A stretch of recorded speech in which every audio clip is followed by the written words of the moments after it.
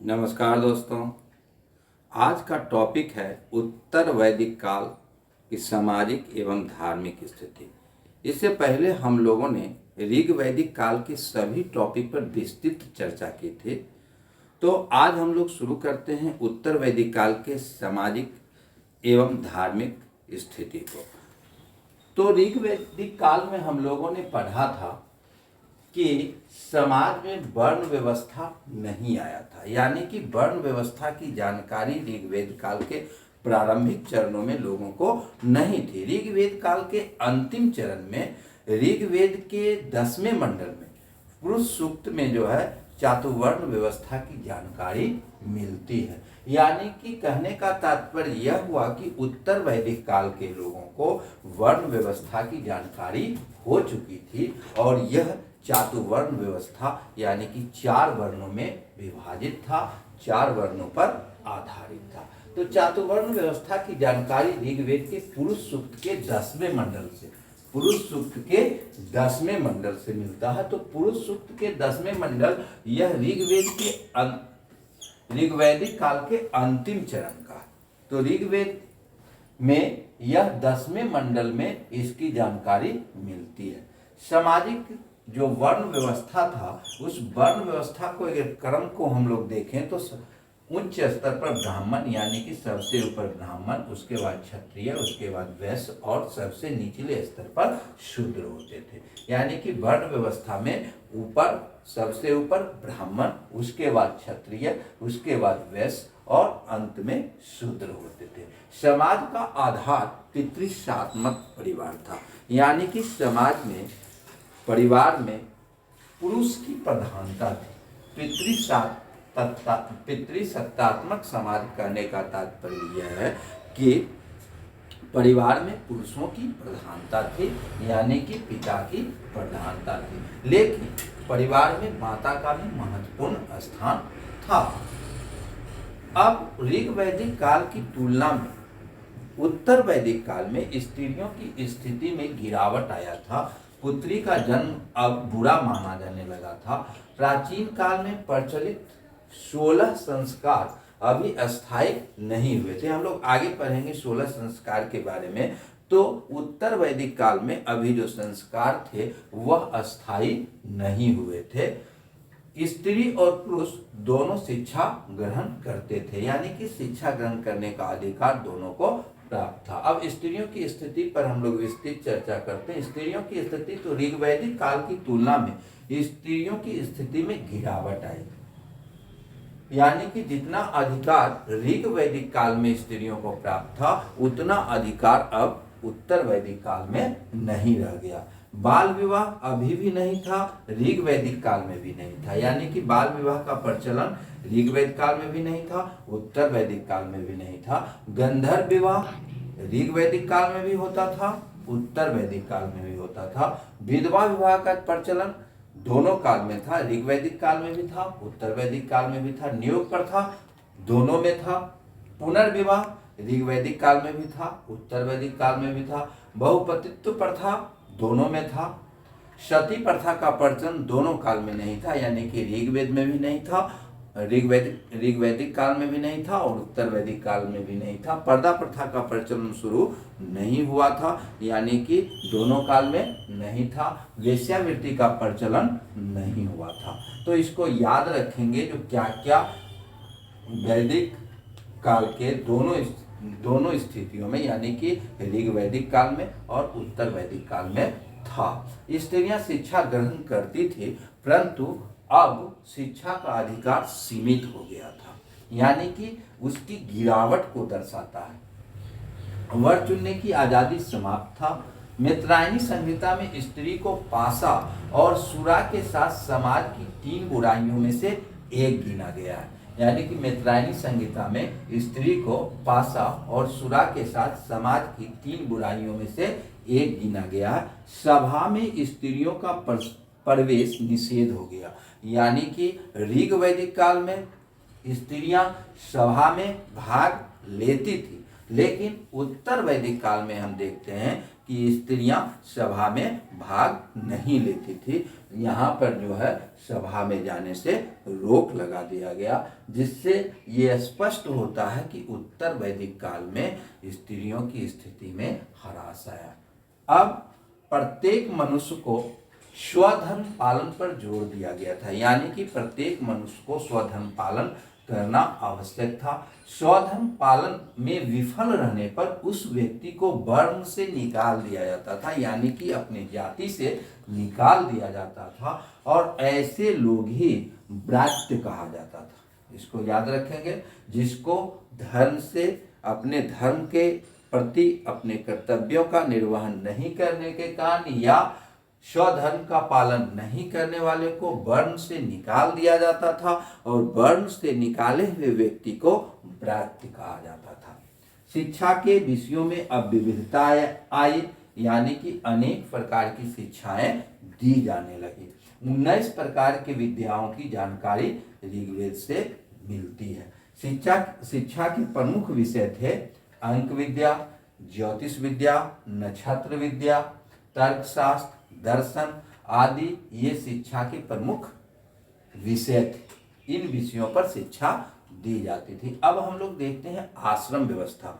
तो प्राचीन काल में प्रचलित 4 आश्रम जो था उसकी जानकारी उत्तर वैदिक काल में नहीं थी। उत्तर वैदिक काल में 3 आश्रम की ही जानकारी मिलती है। इसको याद रखेंगे। 4 आश्रम व्यवस्था जो प्राचीन काल में हम लोग पढ़ते हैं वह उत्तर वैदिक काल में जानकारी में नहीं आई थी। उत्तर वैदिक काल में 3 आश्रम की जानकारी मिलती है। उसमें है ब्रह्मचर्य आश्रम। यह जन्म से 25 वर्ष तक का होता था।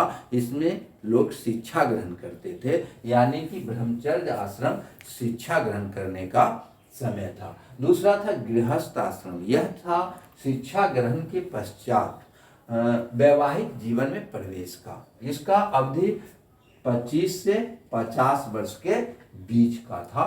तीसरा था वानप्रस्थ आश्रम। इसमें 50 वर्ष के बाद लोग जीवन की सार की तलाश में वनों की ओर प्रस्थान करते थे, यानी कि 50 वर्ष के ऊपर के काल मनुष्य जो है सो अपने जीवन के सार की खोज में वन की ओर प्रस्थान करते थे। और चौथा आश्रम संन्यास आश्रम है, जिसका उत्तर वैदिक काल में जानकारी नहीं मिलती है, लेकिन उस समय कुछ सन्यासियों की चर्चा मिलती है। आगे जाके ये चारों आश्रम व्यवस्था है, इसका उल्लेख, चारों आश्रमों का उल्लेख ज्वालो उपनिषद में मिलता है। इसको याद रखेंगे।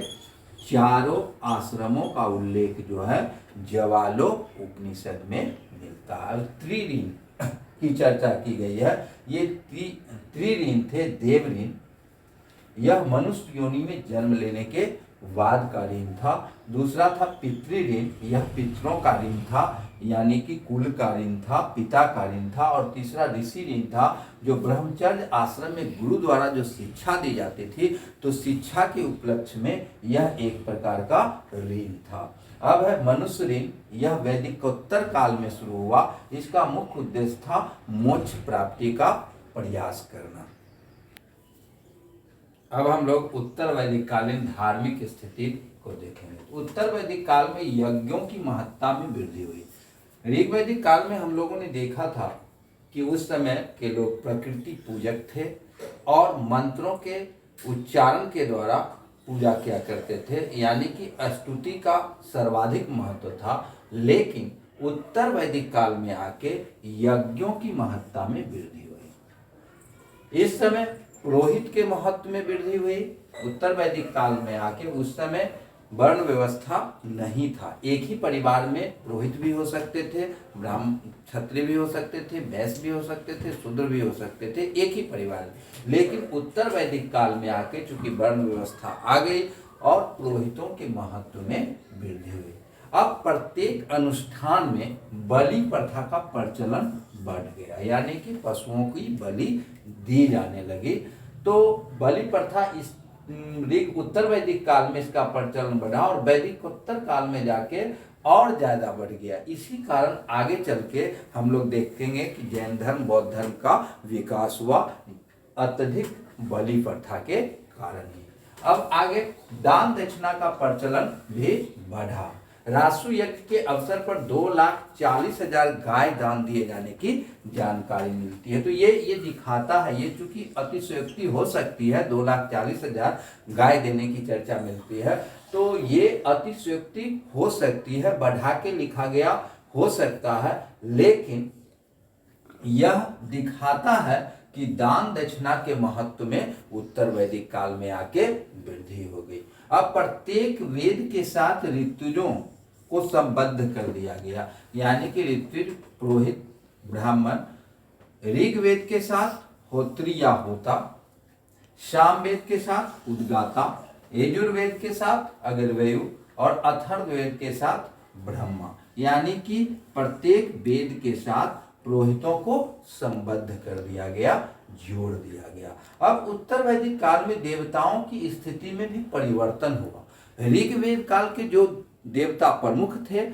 उत्तर वैदिक काल में आके वह देवता गौण हो गए, और उत्तर वैदिक काल में जो ऋग्वेद काल में गौण देवता थे वह उत्तर वैदिक काल में प्रमुख हो गए, यानी कि ऋग्वैदिक कालीन प्रमुख देव उत्तर वैदिक काल में आके गौण हो गए, और ऋग्वेद काल के गौण देवता उत्तर वैदिक काल में आके महत्वपूर्ण हो गए। हम लोग देखे थे ऋग्वैदिक काल में प्रमुख देव इंद्र थे, लेकिन यहाँ पर जो है सो 3 प्रमुख देवों की चर्चा हुई, यानी कि त्रिदेव की अवधारणा का विकास हुआ उत्तर वैदिक काल में जाके, और उत्तर वैदिक काल में जाके प्रजापति प्रमुख देवता हो गए।